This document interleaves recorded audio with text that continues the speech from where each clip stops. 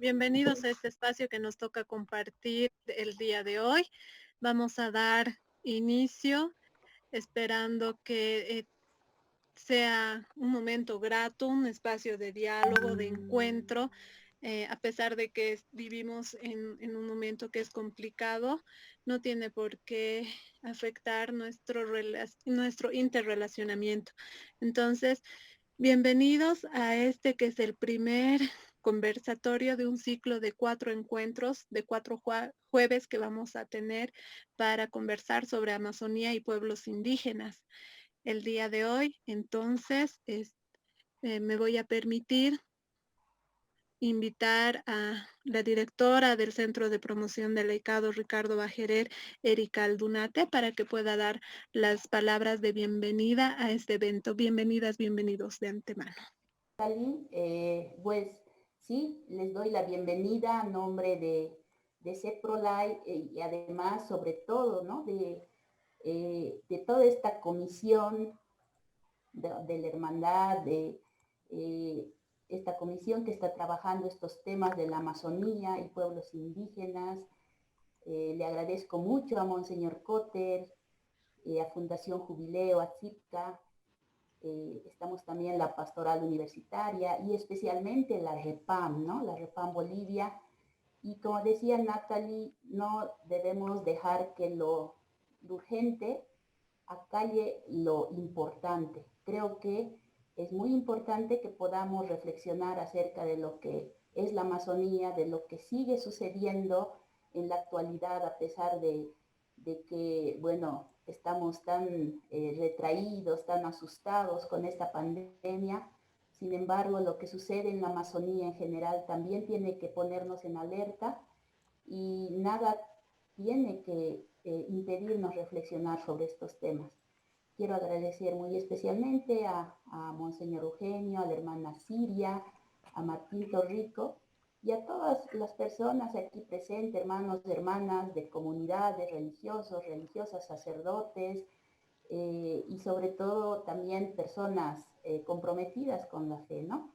De muchos lugares de Bolivia. Esa también es una gran riqueza, el poder dialogar y compartir. Entonces, sin mucho más, le doy la palabra a Natalie para que pueda introducirnos. Muchas gracias. Bienvenidos. Muchas gracias, querida Erika, a quienes están incluyendo recién a este espacio de diálogo, a darles la bienvenida. Monseñor Eugenio, gracias por propiciar estos espacios de diálogo que considero que son importantes. Muchas gracias a quienes esta noche nos acompañan como expositores, la hermana Siria Mes y también el licenciado Martín Torrico. Bienvenidos.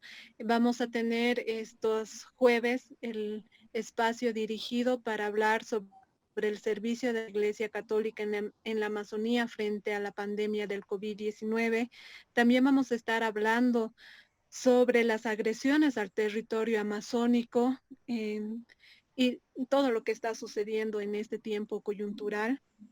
Y también se va a hablar sobre la labor de la Iglesia Católica, qué es lo que estamos haciendo en esta región de la Amazonía frente a la pandemia que nos toca vivir. Entonces, espero que este, que es el primer encuentro, nos permita volvernos a reunir la próxima semana y en dos jueves más para poder de manera separada ir tratando estos temas. Les voy a explicar la dinámica que vamos a desarrollar esta noche.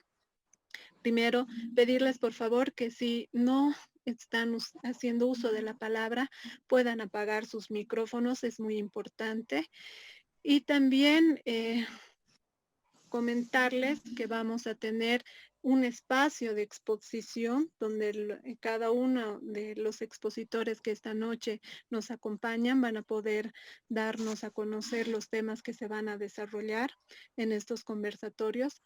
Y también vamos a tener una segunda etapa en la que nos vamos a dividir por mesas de trabajo para analizar en ellas algunos de tres temas, ¿no? En este caso, el primero se va a referir a la Amazonía y pueblos indígenas y cómo están afrontando la pandemia. Esa es la primera mesa de trabajo. En la segunda mesa se va a hablar sobre las agresiones al territorio amazónico, y en la tercera mesa se va a hablar sobre lo que la Iglesia está haciendo en este tiempo de pandemia en la región amazónica. Entonces, nuevamente bienvenidos, y me voy a permitir invitar ya nomás a nuestro primer expositor, expositora en este caso, la hermana Siria Mes, que nos va a hablar sobre pueblos indígenas originarios de la Amazonía ante la pandemia del COVID-19. Bienvenida, hermanita, adelante. Acá como expositora, pero me pongo más como alguien que va a compartir un poco de la experiencia y de la vivencia en ese tiempo en la Amazonía, acá de modo especial en la Amazonía del Vicariato Apostólico de Pando. Ah, no quiero y tampoco tengo propiedad lo suficiente para hablar única y exclusivamente de pueblos originarios, pero voy a compartir un poco la cuestión a partir de los pueblos que viven en la selva, que son pueblos originarios o pueblos que ya tienen una mezcla entre originarios y de otras regiones que han venido, y también las comunidades campesinas. Entonces, a partir de estas que voy a estar compartiendo un poco con ustedes por la cuestión que hace 7 años que estoy en el vicariato, tengo la alegría de trabajar con el señor Eugenio, que impulsa mucho, tiene un corazón muy grande por la cuestión de la zona rural, que son los pueblos de la tierra, que son las comunidades.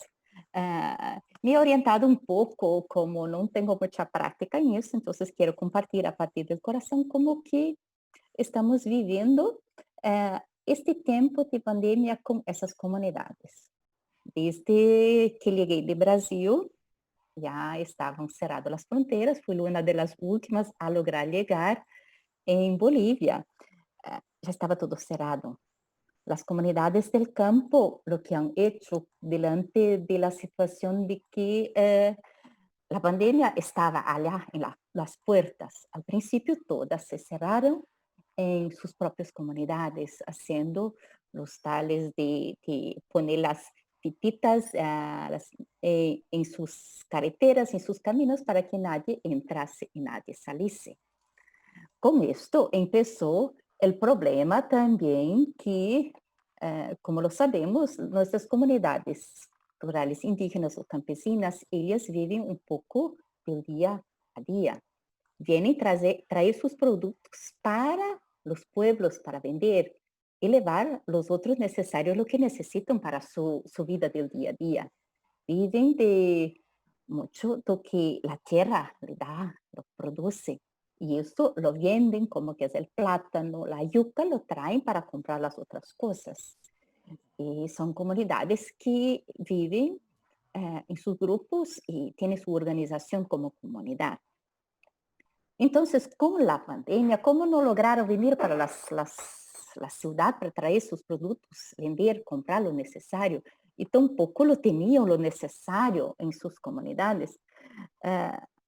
¿Cuál fue la posición de nosotros? Intentarnos ayudar a ellos, de modo especial los más lejanos, que vienen lejos, que son 700 kilómetros de navegación por el río, que estaba empezando a faltar comida. Enviamos víveres a ellos. Pero la necesidad no era tanto la comida, porque de una o de otra manera uno comparte con el otro de manera solidaria, van compartiendo lo que tienen, pero al principio no tenían problema con el virus. De poco en poco va apareciendo el virus en las comunidades, la enfermedad en las comunidades. Y todos lo relatan como una gripe más fuerte, una gripe más suave. ¿Y cómo pasó esto? Empezó a faltar medicina. Hemos providenciado para algunas comunidades lo que más necesario, la medicina. Entonces, va la medicina para ellos. Y así lo han superado en ese tiempo de pandemia. Pero surgió una otra cuestión. Cuando todos quedaron enfermos en su comunidad, tenían que quedar en sus casas. Tenían que quedar sin poder ir a trabajar. Y ahora los chacos. ¿Cómo hacen los chacos para tener para vivir? Ahora estamos con otro reto que es los 90, 120 días que faltan para que produzca de nuevo, que tengo la yuca, que tengo el plátano, que tengo el arroz, esas cosas todas. Entonces, los pueblos originarios o las comunidades campesinas, en ese tiempo de pandemia están viviendo mucho la solidaridad, la interayuda, a organizar aquilo que tienen. No les falta nada, pero tampoco tienen sobrando. La movilidad, aquilo que venían, retornaban, hacían eso siempre de venir para Ribeira Alta, de moverse, se ha limitado a las comunidades, entonces no lograban más salir a las comunidades. Nuestra comunicación con esas comunidades, cuando tenían medio de poner un crédito a su celular, el acompañamiento por celular, por esos medios de comunicación, pero donde no hay más posibilidad, entonces no hay más comunicación. Entonces,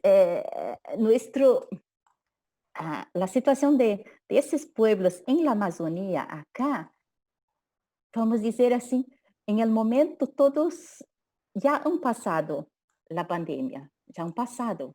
Ahora viven el desafío de cuidar uno del otro y de buscar los medios para sobrevivir. Como trabajo en la cuestión de la dimensión de la pastoral, la dimensión de la iglesia, de la animación de la fe de esas comunidades, la mayoría de esas comunidades no han dejado en ese tiempo de hacer su celebración, la celebración de los domingos, de reunirse, porque afirman, nosotros somos comunidad, nosotros tenemos que contaminarnos, vamos a contaminar todos entre nosotros y vamos a sanarnos y vamos a cuidarnos unos a los otros. Entonces, la dimensión de la fe, la reunión de la comunidad en ese tiempo, lo hicieron con más fervor todavía, con más confianza en Dios, que juntos iban a superar todas las situaciones, que como comunidad, como ah, comunidad cristiana, como comunidad civil, como sociedad, iban a superar. Y así el testimonio de tantas comunidades, algunas hemos visitado, otras todavía no. Entonces, ese testimonio, nosotros juntos superamos esa fase de la pandemia, porque nosotros acreditamos en Dios, acreditamos que Él camina con nosotros, pero hacemos nuestra parte. ¿Y cómo lo han superado? ¿De qué manera han superado? Utilizando lo que la naturaleza lo tenía, haciendo sus experimentos, utilizando los diferentes tipos de lo que la naturaleza propia les fornecía, usando el matico, usando la hoja de guayaba, utilizando lo que ellos tenían. Si preguntamos todas las reglas que la salud de Bolivia o la salud pública nos propone, que es, vamos a lavar las manos, vamos a usar el alcohol, no hay. Las casas, ellas son muy sencillas, muy precarias. No tiene agua en grifo. El agua van a buscar lejos. El agua es en los arroyos. Cuando hay noria, lo tienen en la noria. Los baños, las duchas, los baños son en los ríos, en los arroyos. Entonces, en ese tiempo, ellas al mismo tiempo tuvieron que hacer un cambio de su propia cultura, de sus propias costumbres. La mayoría siempre iban para el arroyo o para el río para bañarse a la noche. Pero ahora en ese tiempo, con la pandemia, no lo podrían hacer más. Entonces, tuvieron que hacer esos cambios para mejorar su vida. En las comunidades del campo tal vez preguntan, hay gente que murió, poco, muy pocos, uno u otro que se ha muerto en consecuencia de la pandemia. La mayoría, todos se han sanado con las medicinas naturales y con un antigripal junto que nosotros hemos enviado a ellos o que ellos han logrado comprar de una o de otra manera. Así está la situación, así hemos vivido, así estamos viviendo con las comunidades originarias, que propriamente originarias tenemos muy pocas acá.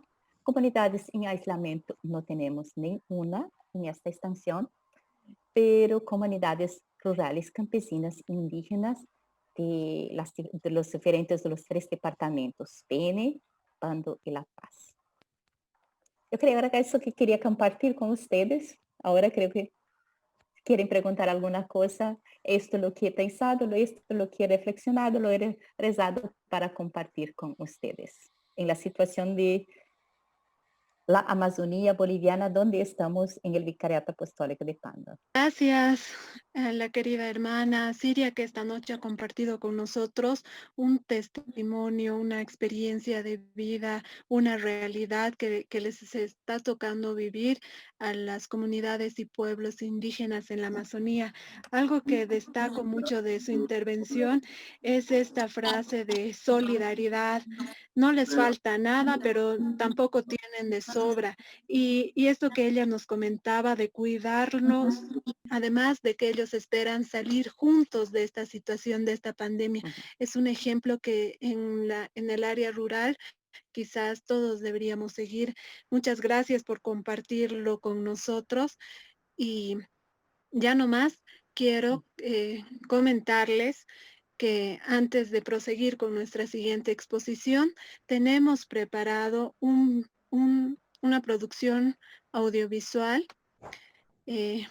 Nuestra querida Amazonía se muestra ante el mundo con todo su esplendor, su drama, su misterio. Dios nos regaló la gracia de tenerla especialmente presente en el sínodo que tuvo lugar en Roma entre el 6 y el 27 de octubre del año pasado y que concluyó con el texto titulado Amazonía, nuevos caminos para la Iglesia y para una ecología integral.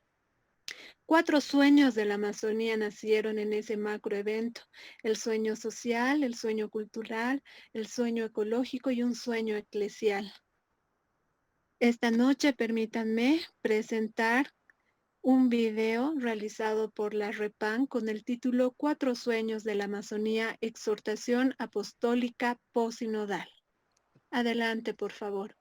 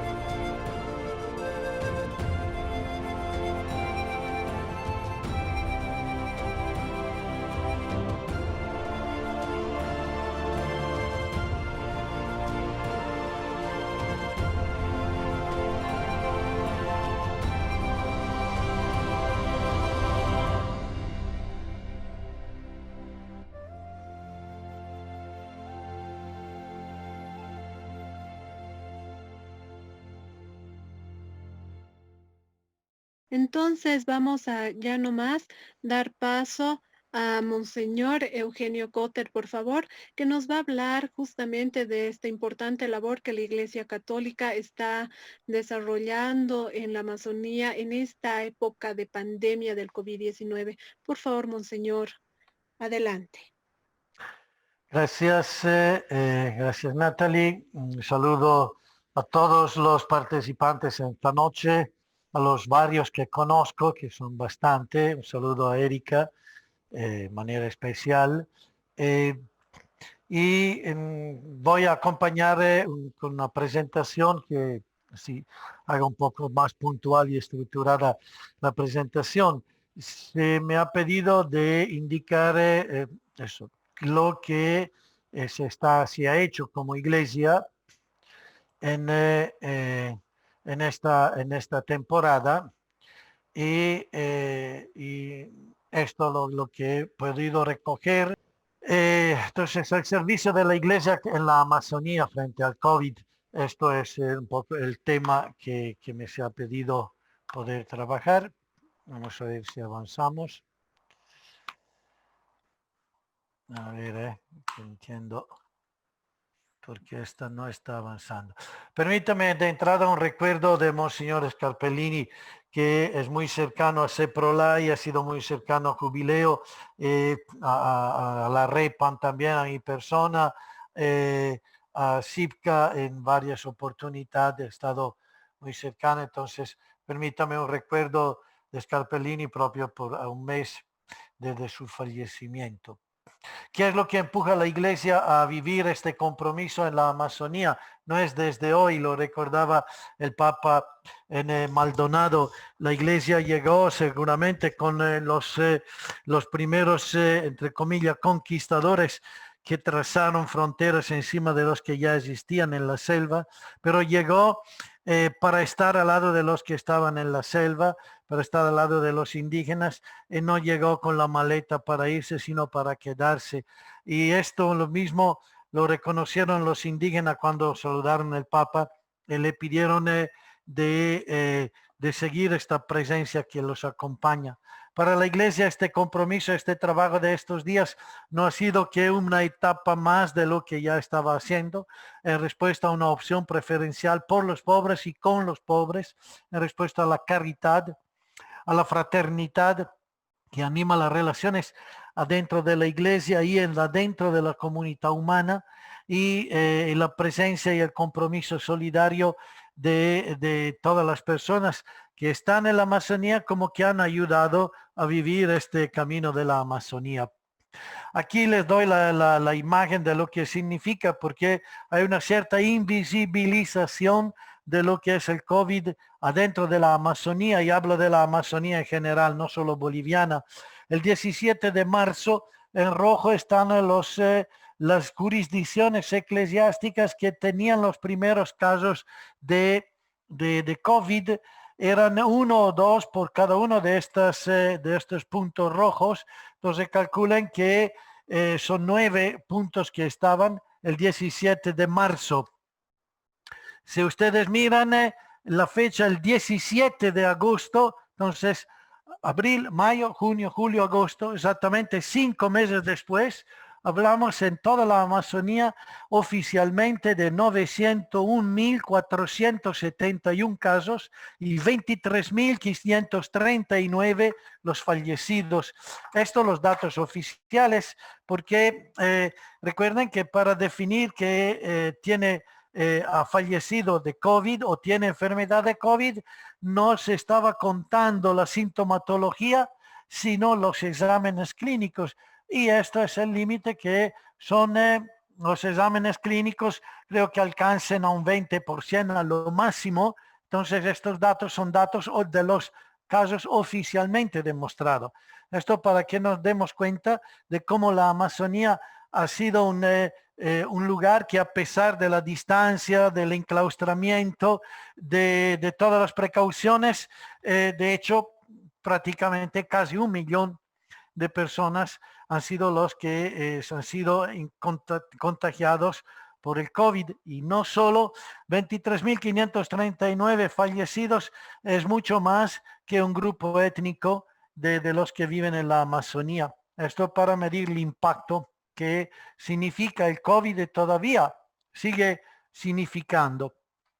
Los procesos de apoyo han sido generalizados, han sido de ayuda específica, la hermana Siria lo ha recordado, alimentación, medicamento, capacitación respecto a cómo prevenir y cómo tratar el COVID, pero también capacitación en medicina natural, cómo poder enfrentar la enfermedad con los recursos que se tenían.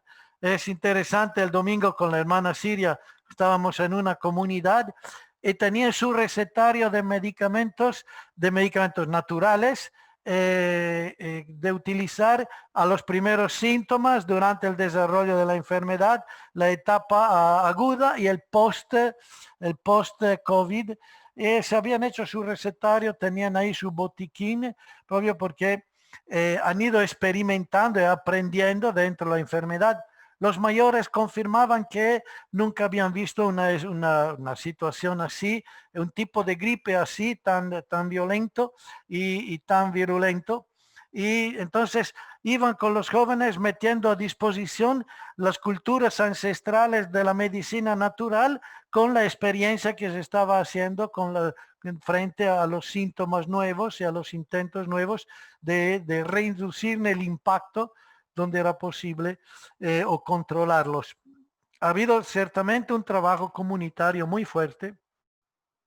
En las instituciones mismas de la iglesia se han movido, entonces las comunidades cristianas, la comunidad organizada, las instituciones, las cáritas diocesanas y las parroquiales, organizaciones no gubernamentales de la iglesia y también de no iglesia, la institución de apoyo del exterior, la coordinación de las redes eclesiales de ayuda internacional como CISDE con las instituciones que le pertenecen, la coordinación dentro del mismo estado se ha movido donde esto es posible y donde hay autoridades que se saben colaborar y juntar energía. Entonces se ha dado colaboración municipal y colaboración gubernamentales donde esto ha sido posible, pero ha habido todo un movimiento de ayuda.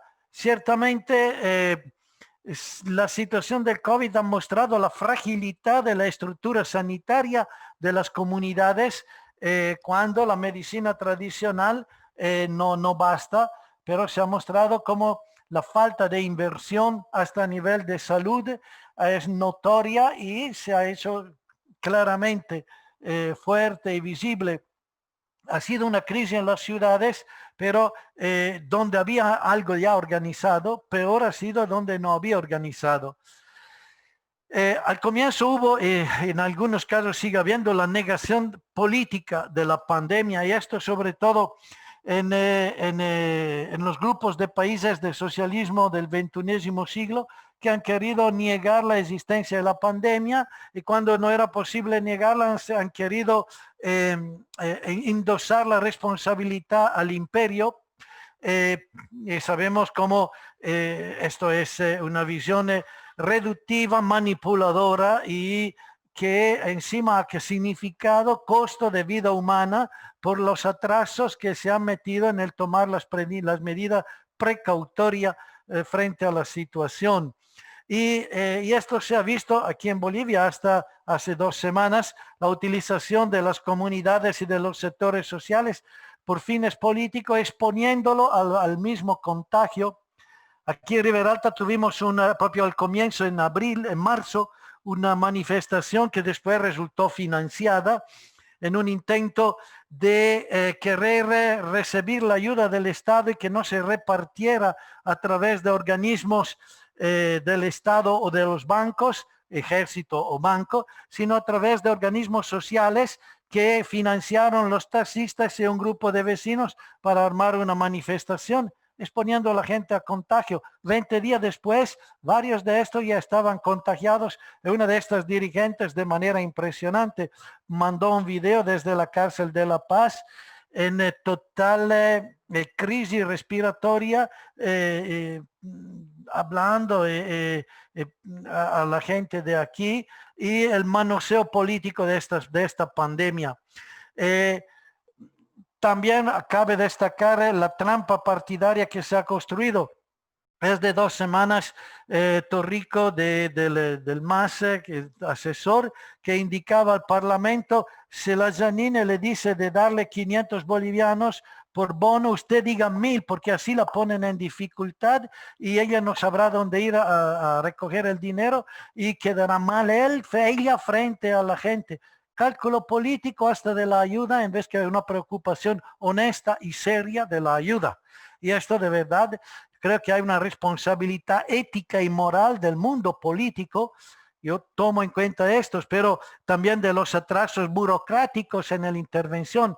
Piensen a los respiradores que se ha llegado con sobreprecio, a la falta de compra de pruebas sanitarias. Desde estos días que la alcaldía de una gran ciudad ha pedido frente a 2 millones de habitantes, casi 3, ha pedido 500 pruebas, que es ridículo, quiere decir un incumplimiento de la responsabilidad. Personalmente, en abril hablé con uno de los médicos que el COVID ha tumbado y gravemente, viendo los primeros pasos que estaban moviendo aquí en Ribera Alta, y me dijo, no, estamos preparados, no se preocupe, monseñor, estamos listos.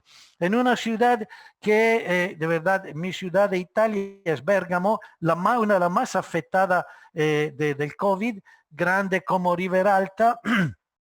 En Bérgamo, con la estructura hospitalaria que había, y han tenido que armar en una semana un hospital con 150 camas, todavía de las cuales 50 de terapia intensiva ad hoc, en una ciudad grande como Ribera Alta. Y aquí el médico decía, estamos preparados, porque tenían 8 camas supuestamente de terapia intensiva, eran 4, en realidad tenía 2 respiradores funcionando y se sentía tranquilo, porque yo digo, no sabe a qué se está enfrentando, pero la autoridad del Hospital Centinela de Ribera Alta. Entonces, y me lo dijo personalmente, estaban preparados. Entonces, de verdad estaban en otro planeta respecto a esto.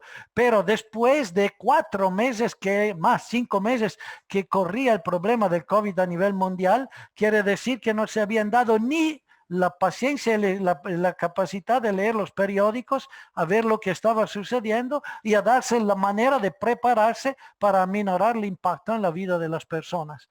Varias de estas personas que han muerto podían poder estar en vida si se hubiesen movido de manera honesta, coherente, profesional en su momento.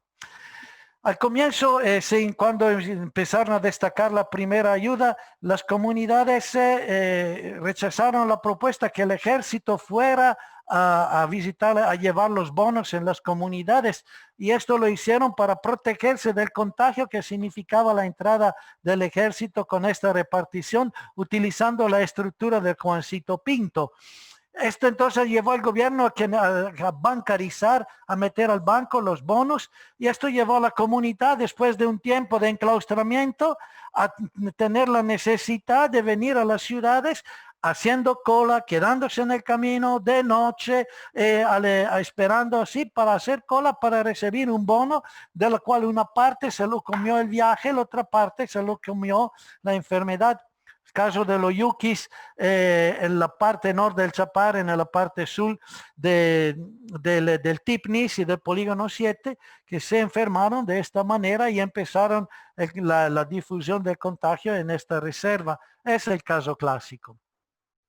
Algo de las cosas que se han hecho, para así tener solo una idea propio rápida, no la voy a leer toda. En Pando nos hemos movido por equipamiento sanitario con toda la conferencia episcopal.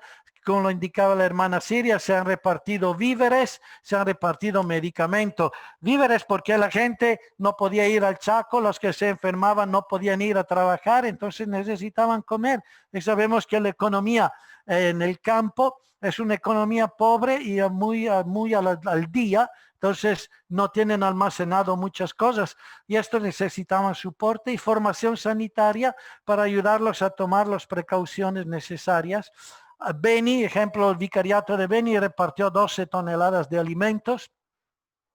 creo, si recuerdo bien, había hecho el cálculo, creo que también en Pando repartimos como 35 toneladas de alimento en 3 turnadas que le pusimos, ¿ya? Reyes repartieron 7.5 toneladas de alimento, alcanzaron 1.500 familias, 8 comunidades indígenas, más los barrios periurbanos y urbanos de Reyes, de Rurrenabaque, repartieron protocolos de bioseguridad, confinamiento y apoyo al confinamiento de unas comunidades, se han hecho mesas solidarias, comedores, se ha repartido material sanitario, etcétera, etcétera.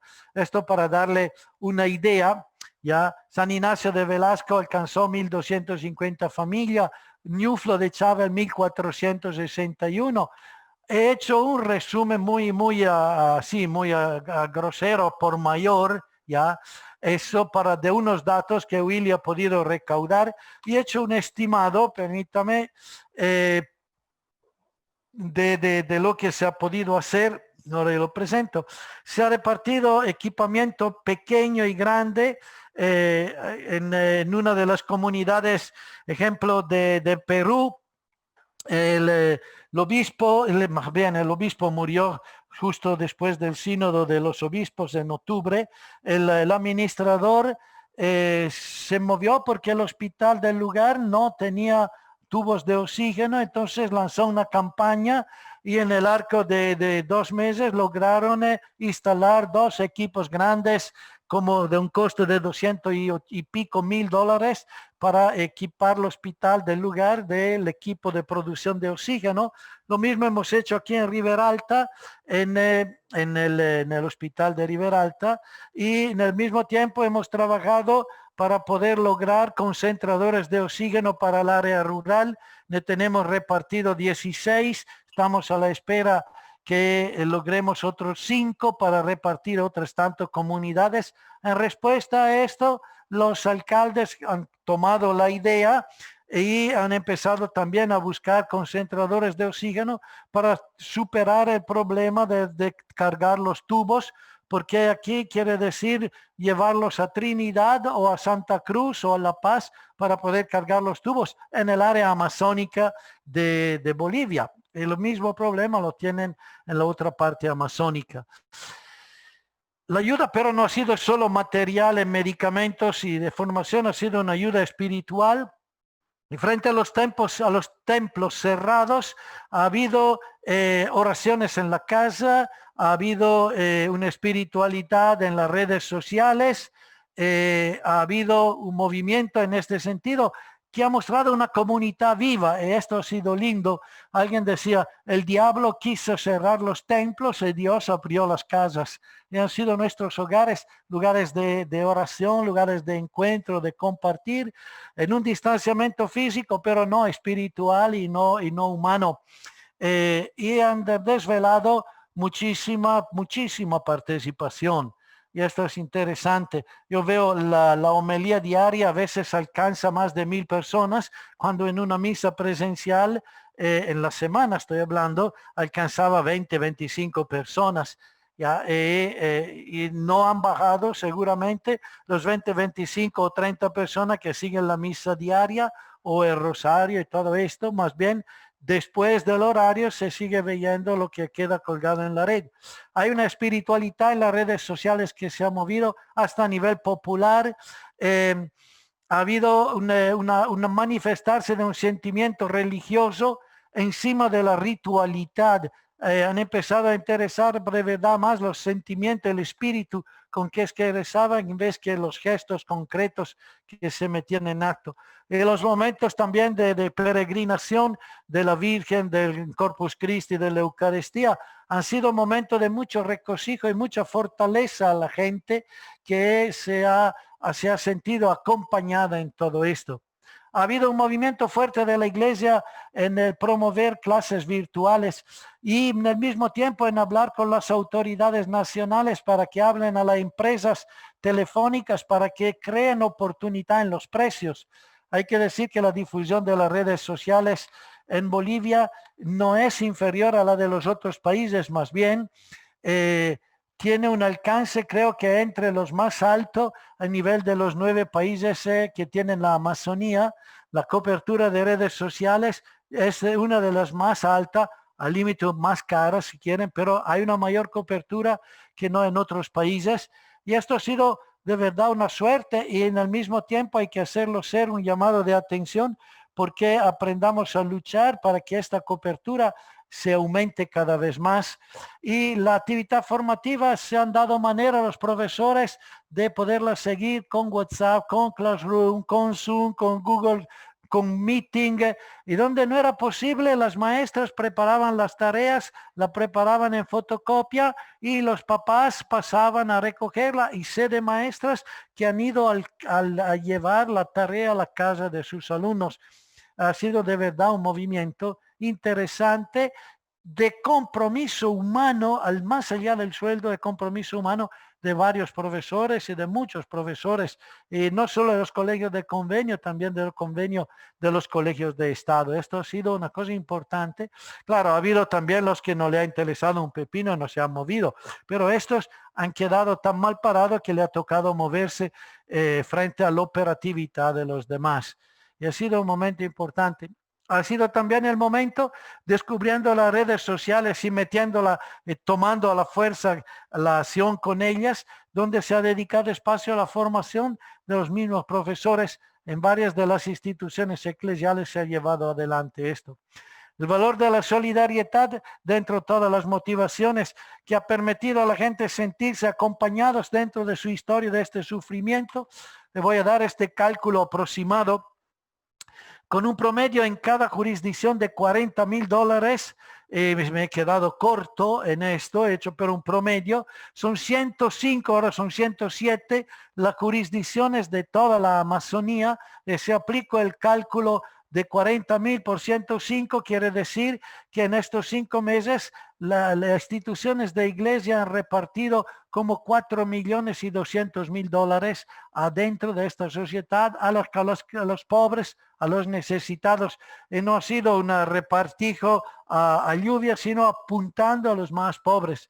Esto ha manifestado una solidaridad de las iglesias del mundo. Mucho de esta ayuda ha venido de afuera y con una distribución sin discriminación de católicos y no católicos. Ha sido una ayuda inmediata y ha suscitado una ayuda local en el mismo tiempo. Por eso solidaridad en las comunidades locales.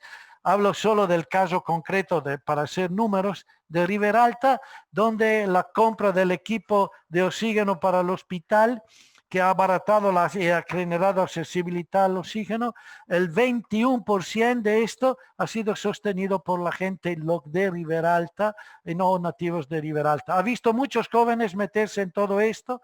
Es una promoción de dimensiones de la caridad a partir de la fe que nos anima. Tiempo de la pandemia. Aquí Willy me decía, me recordaba este refrán que no sepa la mano izquierda lo que ha hecho la derecha. Y es cierto, no queremos decirlo para que nos alaben, pero permítame también decir otra cosa, ¿ya? Que es que el Evangelio nos indica también, el Evangelio nos indica también que es cierto que no se tenga que saber, pero alumbre así vuestra luz a los hombres, para que vean vuestras buenas obras y den gloria a vuestro Padre que está en el cielo. Entonces el testimonio de la caridad es un testimonio que tiene que llevar el agradecimiento a Dios por lo que se ha podido hacer. Ha sido un aporte a la evangelización todo este tiempo. Y esto también lo considero una ayuda, porque a nivel local las comunidades se han sentido acompañadas, también las que están adentro de la selva, a través de cursillos virtuales, la posibilidad de acceso a expositores de calibre preparados. Ha habido un aporte a la preparación de ellos y una mayor facilidad de accesibilidad con webinar a estos seminarios. ¿Ya? Ha habido asambleas pastorales, reunión de consejos pastorales, también reunión de catequistas rurales. Alguien ha tenido en otros países a través de WhatsApp, a través de estas redes, y se ha movido sobre todo dentro de ella jóvenes que han empezado a moverse y a generar participación, una presencia de instituciones importantes y de redes, CEPROLAI, REPA, MOFMA, ¿ya? Se ha habido cursillo de formación a ministerios de música, de catequesis, de liturgia, ¿ya? Es tiempo de pandemia, sí, es tiempo también de gracia, de oportunidad. Es un tiempo donde hacerse preguntas fundamentales de la vida y recuperar los valores esenciales. Y es tiempo entonces de esencialidad. Y esto significa este tiempo de pandemia.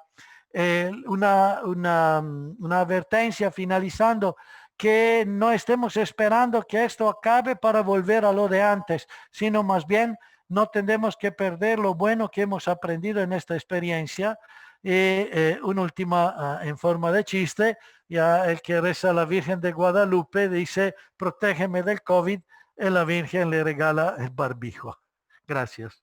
Muchas gracias, Monseñor Eugenio Cotter, por esta presentación, por demás explícita, ha tocado todos los puntos que la Iglesia está desarrollando en esta región de la Amazonía, esta ayuda específica en el tema de alimentación, medicina y capacitación, además del importante aporte que hacen las parroquias y las cáritas a nivel nacional. Y la ayuda espiritual, qué significativa, eh, porque llega a través de las redes sociales a muchas personas. Dios, como usted lo decía, nos ha abierto las casas. Los templos se han tenido que cerrar, pero la celebración, la espiritualidad, la Eucaristía, el mismo Señor, nuestro Señor Jesucristo, está presente en todos los hogares. Se ha permitido dar una radiografía de este territorio, mostrándonos todo el alcance que ha realizado y que realiza la Iglesia en el ámbito de la salud, de la educación y también en el ámbito social, destacando el compromiso humano, la solidaridad, apuntando siempre a los sectores más marginados, a los pobres. También se ha referido a estos aportes en el ámbito de la evangelización con los cursos virtuales, la catequesis, continúa los espacios que tiene la Iglesia Católica para llegar con el Evangelio, se siguen extendiendo. Ahora ya no es esta pesca de la que nos hablaba Jesús y se refería a Pedro, ¿no? Cuando él le decía que iba a ser pescador de hombres. Bueno, pues quién diría que en nuestra época esta pesca iba a ser a través de las redes, de estas redes sociales, y los sacerdotes lo han asumido así con mucho compromiso y liderazgo, y es lo que usted nos ha transmitido esta noche. Muchas gracias por hacerlo presente.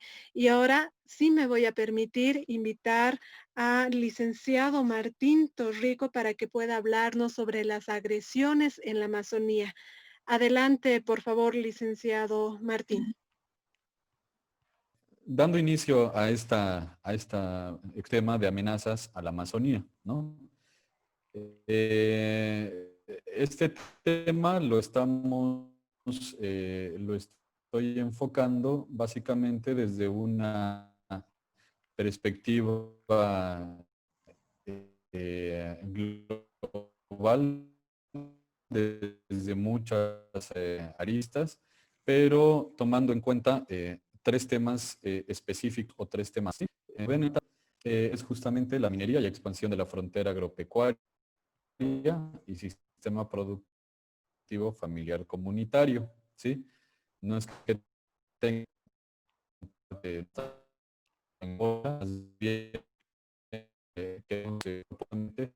un debate entre estas dos dimensiones. También el otro tema grande que quisiera proponerles es el de políticas de Estado, precarización de los sistemas de salud y de apoyo en temas estratégicos en relación a pueblos indígenas de la Amazonía, ¿sí?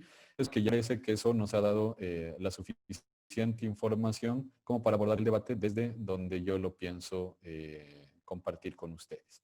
Y el tercer tema es la articulación de la Pan-Amazonía, ¿sí?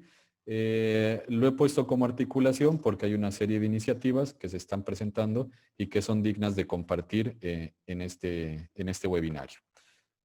Yo leía esta cita de Chico Méndez porque me parece muy pertinente para el momento actual, ya que al mismo tiempo que la anterior exposición, el Monseñor Eugenio decía que hay mucha gente que se ha sumado, ¿no?, al carro de manera voluntaria, jóvenes, ¿no?, mujeres, hombres también, que se han sumado a este carro, que justamente es este carro, ¿no? Es que ahora estamos luchando, no estamos luchando simplemente por salvar a los árboles del caucho o por salvar una parte de la selva, ¿no? No estamos luchando para salvar simplemente la selva amazónica, sabiendo que si salvamos el Amazonas, también estamos salvando la humanidad, ¿sí? Entonces, la cita de Chico Méndez, luchador, sindicalista, siringuero, me parece que es muy pertinente para el momento, ¿sí? Me siguen escuchando, ¿verdad? Sí, está Sí, muy se escucha Sí, se le bien. escucha claro. Muy bien, muchas gracias. Entonces, ¿cuáles son las principales amenazas que algunas evidentemente ya las han mencionado en las dos primeras exposiciones, pero que nosotros consideramos que deben ser tratadas y que deben ser necesariamente debatidas? Una de ellas es la minería, sin duda, que es una de las principales. La minería en territorio amazónico está vinculada principalmente a la explotación del oro, ¿no?, con saldos evidentemente nocivos tanto en los ecosistemas circundantes para animales, obviamente también para la selva misma, pero también para las comunidades, ¿no? ¿Por qué? Porque evidentemente la minería relacionada específicamente al oro, que es la que aqueja con más incidencia a la Amazonía, contamina los cursos de agua, ¿no? Y por lo tanto también a peces y otros animales, ¿no? Los cursos de agua evidentemente llevan no son solo vehículos o no son solo las carreteras, ¿no?, por las cuales, digamos, se trasladan muchas de las comunidades, sino evidentemente son las fuentes de las cuales también se saca el agua, ¿no?, y se saca el sustento y se saca el alimento también, y este alimento se está viendo nocivamente contaminado por la actividad minera, ¿sí? La otra es la expansión de la frontera agropecuaria, ¿no? Muchas veces se habla de frontera agrícola, pero obviamente hay que también hablar de los animales, por eso ponemos frontera agropecuaria, donde vemos que la aprobación de normativa orientada a favorecer la producción de monocultivos vinculados al uso de transgénicos es realmente una de las principales causas relacionadas a la expansión de esta frontera agrícola, ¿sí? Entonces, la frontera agropecuaria, haciendo incidencia otra vez en este término, vemos justamente que es una de las principales causas también de la deforestación y de la intervención muchas veces ilegal, ¿no?, de suelos que están permitiendo que se produzcan fenómenos, por ejemplo, como los incendios del año pasado, ¿no?, y de este año también, ¿no?, para justamente la habilitación de campos de cultivo o de pasturas para la cría de ganado, ¿no?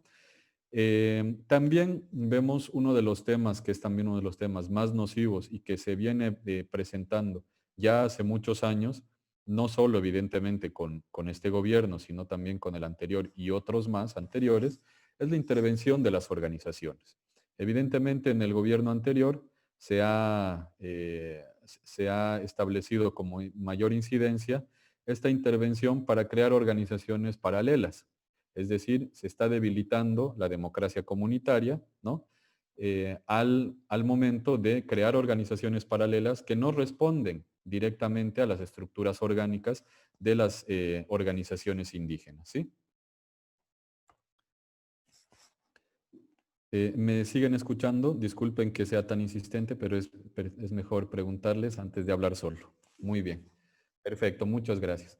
En cuanto a la minería, hay una investigación importante que ha realizado la Fundación del Comité de los Países Bajos, de la Unión Internacional para la Conservación de la Naturaleza, donde se establece que Bolivia es el segundo país a nivel mundial en la importación de mercurio, ¿sí? El primer país sería la India y el segundo está Bolivia, ¿sí? En el año 2015, según la misma investigación, el país importó 152 toneladas de mercurio, que, según este estudio, excede la cantidad necesaria para que se desarrolle la minería artesanal de oro según la cantidad oficial, repito, ¿no? Ilegal, si se quiere, de las actividades mineras de oro en el país, ¿sí? Según el Programa de Naciones Unidas para el Medio Ambiente, el PNUMA, la minería del oro en Bolivia ha descargado alrededor de 100 toneladas al año de mercurio ambientalmente contaminante, es decir, alrededor del 6% de todo el mercurio arrojado al medio ambiente en el mundo, ¿sí? Estos son datos que nos tienen evidentemente que llamar la atención y como ustedes pueden ver en las imágenes de esta diapositiva, las dragas en la esquina inferior izquierda, las dragas que operan en territorio amazónico, vamos a llamarle Departamento de La Paz, del Beni, etcétera, y también así la minería artesanal del oro, como pueden ver en la imagen de la derecha, ¿no? En la esquina inferior derecha, que también evidentemente utiliza mercurio, el cual no es regulado, ¿sí? La misma investigación nos presenta un dato importante, el cual dice que de la importación de todo, entonces decíamos justamente de que tanto la minería artesanal como la minería mecanizada del oro utilizan mercurio, el cual es importado en esas grandes cantidades, como mostrábamos, pero además de que este mercurio estaría pasando de manera ilegal en contrabando hacia el hermano país del Perú, porque en el Perú se han sacado regulaciones a la importación indiscriminada del mercurio justamente para controlar el uso indiscriminado y la contaminación de los ríos, de los cursos de agua por la actividad aurífera, ¿no? También vemos la pesca en ríos amazónicos, que también la pesca para alimentación y comercial, pero también se han encontrado a los delfines rosados, a los bufeos, que han resultado contaminados también por mercurio por esta actividad en el país y en general en la Amazonía, ¿sí? También en el Perú y en otros países amazónicos. Pasando de este preámbulo de lo que es la minería en la Amazonía y específicamente Bolivia, les voy a mostrar estos cuadros que muestran los principales productos exportados en millones de dólares americanos hasta junio del año 2020, es decir, junio hasta 2 mesecitos, ¿sí?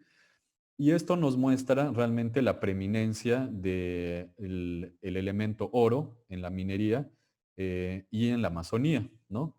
Este producto, ¿no? Que se extrae de los ríos amazónicos, por ejemplo, para el departamento de Pando, si bien vemos que la castaña ocupa el primer lugar, ¿no? Con 8 millones de dólares americanos en exportaciones, vemos que el segundo producto es el oro, ¿no? Que dice formas de oro en bruto, ¿no?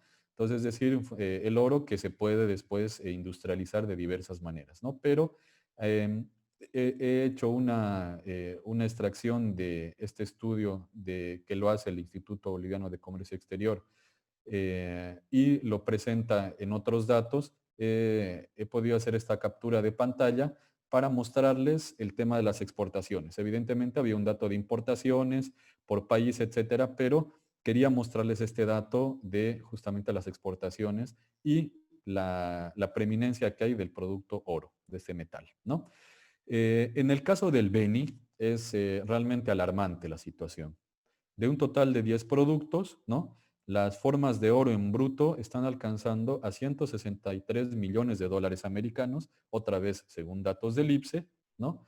Y el segundo producto es la castaña sin cáscara, el cual asciende a 45 millones de dólares americanos.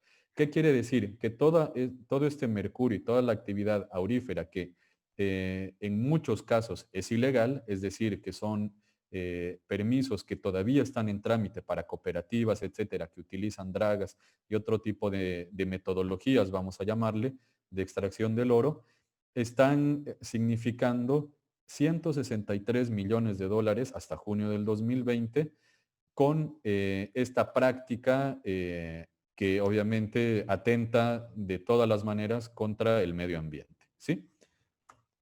También me he permitido hacer esta misma captura de pantalla de los datos del IPSE para los departamentos de La Paz y Cochabamba, ¿no? Porque también comparten territorio amazónico en el país, ¿no?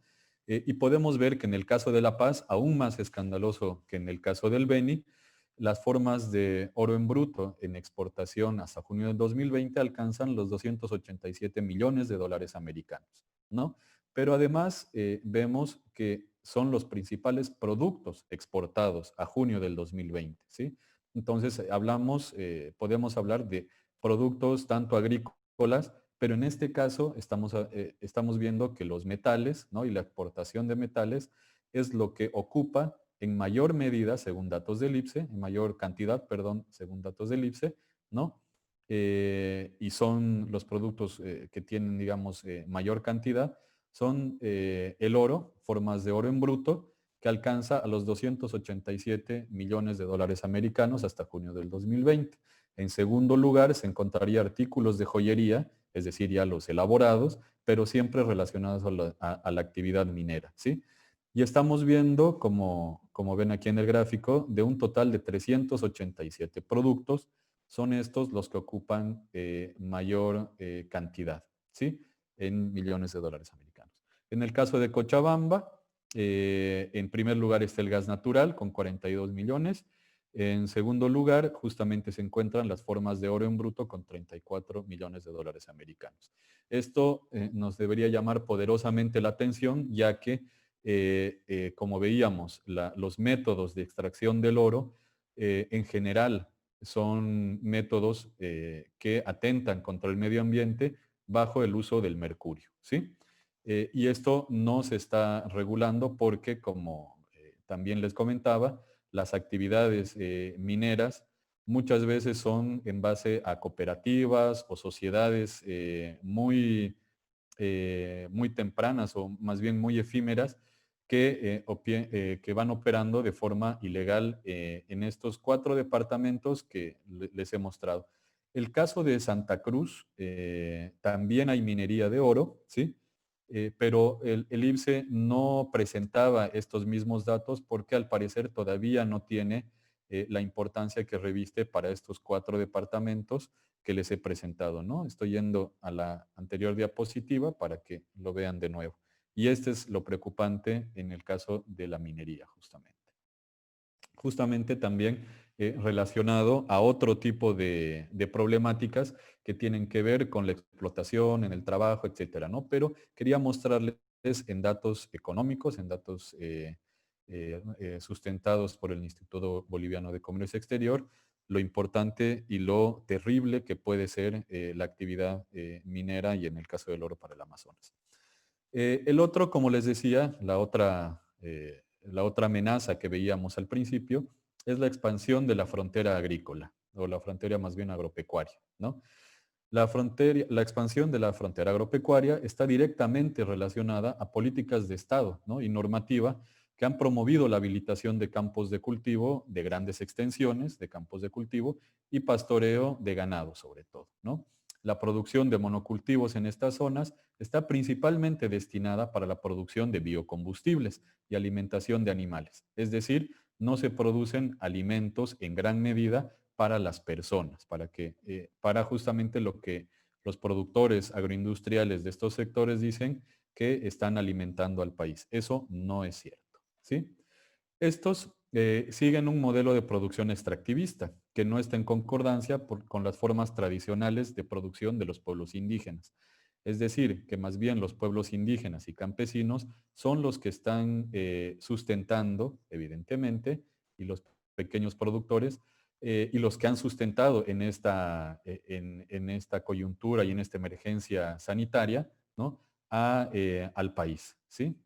son los que han provisto de alimento al país, y eso también lo vamos a ver en las próximas diapositivas, ¿no? Para esto, para ver cómo es que esta expansión de la frontera agropecuaria está operando y cuáles son los métodos o las metodologías por las cuales se expande la frontera agropecuaria, podemos ver que los incendios del año pasado, tanto en la Chiquitanía como en el Beni, se superponen exactamente, o bueno, no vamos a decir exactamente, pero con una gran concordancia con los campos de cultivo también de soya, de granos, oleaginosa, soya y caña de azúcar, que se siembran tanto en Santa Cruz como en parte del Beni, ¿no? Para esto podemos ver, por ejemplo, que la Fundación Amigos de la Naturaleza el año pasado había registrado 5.3 millones de hectáreas que han sido quemadas el año 2019. Este año, para la etapa en la cual estamos, para el momento del año en el cual estamos, ya se ha superado, ¿no? El porcentaje de hectáreas quemadas que se tenía el año pasado para este mismo periodo. Entonces, vemos con mucha expectativa y obviamente con mucha pena cómo se siguen quemando los campos, y básicamente vemos que son para la habilitación de estos campos de cultivo. Ahora bien, ahora que hay que hacer una puntualización necesaria de que los agroindustriales, ¿no? que practican el monocultivo, no solo son ellos los que están ahorita incursionando, ¿no? Y eso ya desde hace algunos años, son también los medianos y algunos pequeños productores que también están incursionando en el monocultivo de la soya, de caña de azúcar y otros que más bien utilizan, ¿no? Y están comenzando a utilizar estas formas de producción, ¿no? Que además están muy relacionadas al uso de transgénicos y agrotóxicos, que lo que hacen básicamente es envenenar la tierra, ¿no? Y obviamente estas formas no están en concordancia y no están relacionadas a las formas tradicionales de cultivo y de producción de alimentos, tanto de comunidades indígenas como de comunidades campesinas, de pequeñas comunidades campesinas. Para esto, nosotros identificamos que ha habido una serie de normativas, los que se han venido a llamar el paquete incendiario o paquete ecocida, ¿no?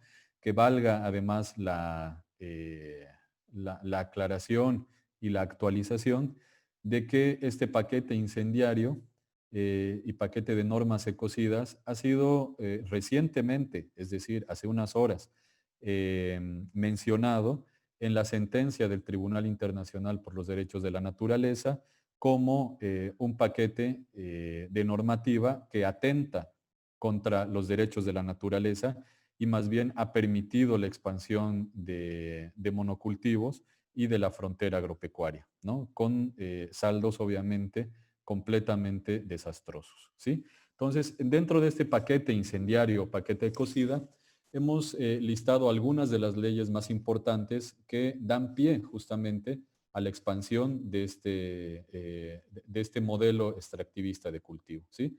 Una de las leyes es la ley número 337, la ley de apoyo a la producción de alimentos y restitución de bosques, y el decreto supremo 1578, que es su decreto reglamentario.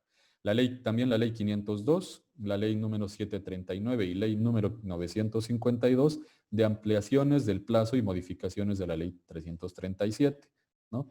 Es decir, que hay una articulación normativa que permite que se sigan quemando los bosques, que se siga expandiendo la frontera agropecuaria en base a un modelo extractivista, ¿sí? Hay la ley número 741 también, ley de autorización de desmonte hasta 20 hectáreas, cuando inicialmente solo se permitían hasta 5, ¿no? Para pequeñas propiedades y propiedades comunitarias o colectivas para actividades agrícolas y pecuarias. También podemos mencionar la ley número 1171, la ley de uso y manejo racional de quemas, el decreto supremo 3973 de modificación y ampliación del desmonte para actividades agropecuarias en tierras privadas y comunitarias, la ley número 1098 y el decreto supremo 3874 sobre autorización de producción de eventos de soya transgénica asociada a la producción de biodiesel, como ya veíamos, les explicaba en las anteriores diapositivas, ¿no? Aquí también hemos incluido la ley 093 de aprobación del nuevo plan de uso suelos del Beni, que si bien no se constituye en una normativa nacional, de alcance nacional, sí está permitiendo, ¿no?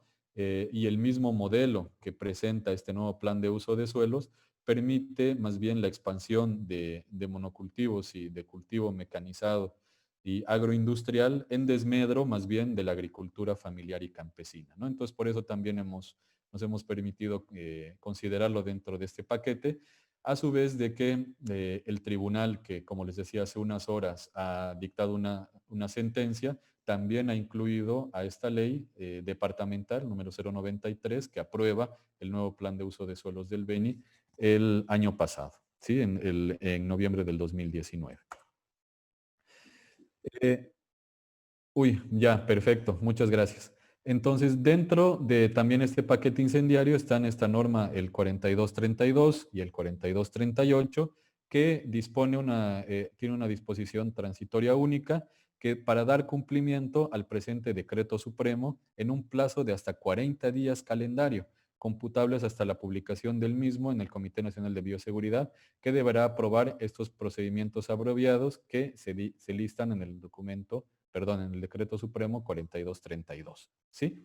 Este decreto supremo 4232 establece procedimientos abreviados para la evaluación de semillas transgénicas de maíz, caña de azúcar, algodón, trigo y soya. Veíamos justamente en las anteriores diapositivas, que se aprobó este nuevo plan de uso de suelos, ¿sí? A través de la ley departamental 093 del 26 de noviembre. Vemos después de un análisis que es un plan que no contempla las formas tradicionales de producción de los pueblos indígenas, que practican un equilibrio más bien entre biodiversidad circundante y la producción agropecuaria de subsistencia, ¿no? Y más bien está orientado a favorecer la intervención de suelos para agricultura extensiva y ganadería, ¿no? Perdón. El grado de afectación pone en riesgo también a 3 de los 11 sitios Ramsar que se encuentran, son 3 los que se encuentran en el departamento de los 11 que se cuentan a nivel nacional.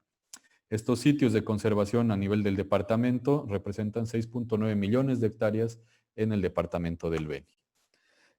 Como les decía, otro de las amenazas, habíamos dicho que es la intervención y paralelismo de organizaciones, que están fundadas en las políticas partidarias del actual y el anterior gobierno, que han debilitado la democracia comunitaria y las formas tradicionales de decisión, ¿no? Algunas de las decisiones que se han tomado en este último tiempo, por ejemplo, el acuerdo que ha hecho la CIDOB, ¿no? La CIDOB la de Gregorio Ketty, que se dice que es la legítima porque evidentemente ha sido elegida en una gran asamblea, ¿no? De los pueblos indígenas de tierras bajas. Esta CIDOB, sin consultar a las regionales, a las cuales se debe y por procedimientos orgánicos debería consultarles, ha generado un acuerdo con la Cámara Agropecuaria del Oriente para capacitación e incorporación de tecnología para la mejora, según ellos, de los cultivos en comunidades indígenas, ¿no? Y justamente fruto de este paralelismo de organizaciones es de que se habla de una CIDOB orgánica, ¿no? Y la CIDOB que sí ha sido elegida en un evento orgánico, pero que obviamente también responde a intereses partidarios, ¿sí? Licenciado Torrico, Sí, mil disculpas que lo interrumpa. sí. Y avisar, anunciar también a quienes nos acompañan esta noche que vamos a tener un jueves dedicado a profundizar estos aspectos que tiene a bien compartir esta noche con nosotros. Disculpe la interrupción, pero tenemos que dar paso a la segunda etapa de este conversatorio, que justamente se refiere a este diálogo que vamos a tener en las mesas de trabajo sobre los temas que los expositores nos han compartido esta noche. Muchas gracias y Bueno, comentarles que el licenciado Torrico ha estado hablando con nosotros hasta este momento de minería, expansión de la frontera agropecuaria y la intervención de organizaciones políticas del Estado. Ciertamente el tema de minería, el tema de la frontera, este paquete incendiario, ecocida, es de gran preocupación para nuestra sociedad, para la Amazonía, para quienes habitamos este planeta. Entonces, agradeciendo nuevamente su participación, me permito dar paso a la segunda etapa de este nuestro conversatorio. Nos vamos a dividir de manera aleatoria en grupos para dialogar en 3 mesas los temas que se han expuesto esta noche y luego vamos a retornar a esta nuestra sala principal para dar las conclusiones de lo que se vaya conversando en las mesas. Muchas gracias. Entonces les pido por favor a quienes nos están colaborando que podamos proceder a este espacio de diálogo. Sí, buenas noches, mil disculpas. Bueno, pues ha sido muy enriquecedor el trabajo de grupos, ¿no? A pesar de esta dinámica. Pero, bueno, pues esperemos todos hayan podido participar de sus espacios de reflexión. Les agradecemos mucho por la participación activa que han tenido y los invitamos a participar, a poder compartir a quienes han monitoreado los grupos, ¿no? Entonces, Natalie, por favor, si nos puedes ayudar compartiendo los criterios, los comentarios, las respuestas hacia las preguntas del grupo que tú has monitoreado, por favor, adelante. Gracias, Amandita. Hemos hablado sobre las agresiones a la Amazonía y al medio ambiente, específicamente a la Amazonía en la mesa de trabajo en la que he podido compartir en el diálogo, eh, entre las muchas cosas que se han dicho, porque ha sido muy enriquecedor este proceso de reflexión. Han destacado como uno de los grandes factores que afecta a la Amazonía, al cuidado de la Amazonía, cuando tocamos este tema de las agresiones es la indiferencia, ¿no? Como un gran mal que ya no nos duele. Y que además no lo sentimos cercano, porque cuando hablamos de Amazonía a veces pensamos que se encuentra en una realidad ajena a nosotros. Entonces, entre las reflexiones que se daban, nos pedían cuidar nuestra casa común, no tenemos políticas gubernamentales, se decían, para cuidar nuestro territorio. Eh, Además, tenemos una lógica bastante consumista, extractivista. Conocemos del tema de los chaqueos, la agresión a nuestra casa común, a la madre tierra. Somos corresponsables porque con el desconocimiento y la indiferencia, entonces no estamos generando acciones que vayan justamente a afrontar esa situación. Hay iniciativas en el área urbana, en la ciudad del Alto, de hacer abonos, decían, por una parte, abonar la tierra, pero también estos cultivos, ¿no? Que se hacen en los hogares, que se está sacando mucho ahora, estos huertos familiares. El padre Roberto desde el Perú nos contaba su experiencia como misionero en la Amazonía peruana y nos pedía fortalecer las organizaciones para apoyar a una gran cantidad de gente que vive en el lugar, pero también hablaba de otra gente que vive desinformada, ¿no? Que no tiene un conocimiento.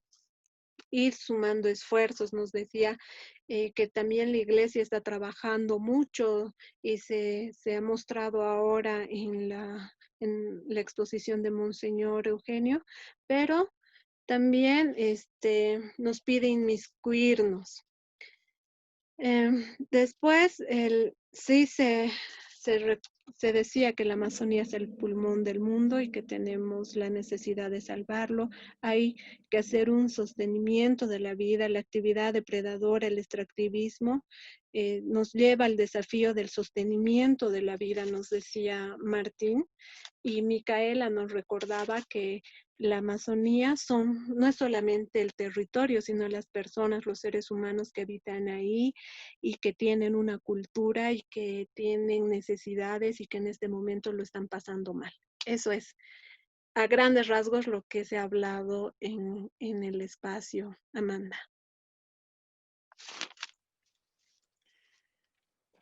Muchas gracias, Natalie.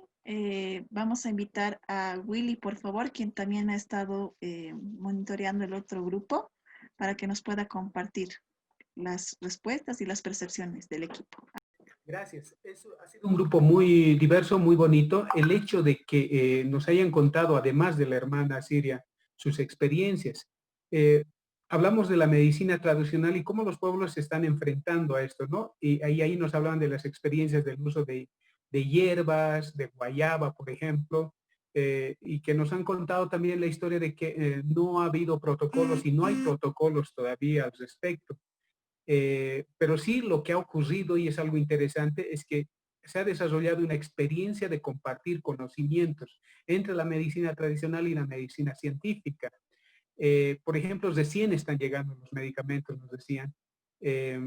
Por ejemplo, el uso del ajo, de la cebolla, el eucalipto, el boldo, el matico, la guayaba, servida de diferentes formas, ¿no? En inhalación, en mates, como alimento y todo lo demás. Se ha manifestado que hay medicamentos en las comunidades que tal vez no conocemos y que sería bueno como sugerencia compartir estas recetas bueno, se ha valorizado básicamente la medicina tradicional. Hay que hacer una mirada, decían como sugerencia, a los médicos y a la medicina tradicional para incorporarlos en nuestra cotidianidad. Se ha valorizado aquello durante este tiempo. También han comentado que ha habido como una especie de desesperación espiritual a nivel comunitario por la imposibilidad de reunirse. Y bueno, de CIPCA nos contaban que se han generado mensajes en idiomas nativos también para su difusión y eso ha contribuido a que la gente de alguna manera se vaya cuidando. En resumen, eso es lo que puedo manifestar. Gracias. Y bueno, pues en el equipo también hemos tenido la oportunidad de compartir lo que está pasando allá en el territorio amazónico. Una mirada muy dolorosa, ¿no? Respecto a lo que viene a ser las agresiones que sufre la Amazonía, la situación de nuestros pueblos amazónicos y una lista, ¿no? de conflictos, de problemáticas ambientales que ya se viven, como la deforestación, el tema de la minería que está calando muy fuerte, muy duro, no solamente sobre el territorio, sino también sobre la salud de los pueblos amazónicos. Pero hay un espíritu, ¿no? Un espíritu motivador de parte de nuestra comunidad laical, desde nuestra iglesia, desde nosotros como seres vivos pertenecientes a esta casa común, que bueno, pues vemos latente la necesidad, ¿no? La necesidad de poder trabajar en conjunto, ¿no? Como un equipo y poder sensibilizar a la población, adentrarnos más en la realidad amazónica y realmente como iglesia poder brindar, ¿no?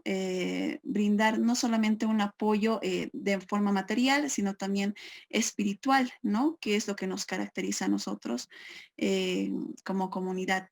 Y bueno, pues entrelazar la vida, ¿no? Desde distintos aspectos y conocer a profundidad esta realidad va a hacer que nosotros, hermanos, tanto del occidente como del territorio amazónico, sintamos esta realidad propia nuestra, ¿no? Porque no estamos distanciados unos de los otros, más al contrario, este es un territorio que influye de sobremanera, ¿no? La dinámica y los sistemas que fluyen dentro de este territorio, pues nos afectan tanto al occidente como a los valles, ¿no?